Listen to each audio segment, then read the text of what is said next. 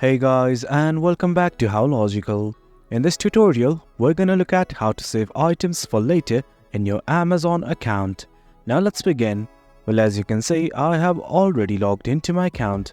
In case you have not, do log in. It is quite easy. In case you don't know how to log in as well, we've created a video regarding that. For now, I'm simply gonna select a product at random. And as you can see, this is the product that I have selected. Now what I want to do is simply add it to cart. The button's right here, just above buy now. I'm gonna click on it. Then the item has been added to the cart. From here, what you need to do is go to the cart itself. I'm gonna go there right now. This right here is the item that I have added to my shopping cart.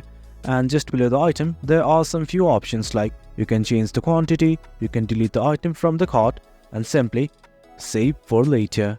This is the thing we were looking for. Simply click on the item right here that says save for later.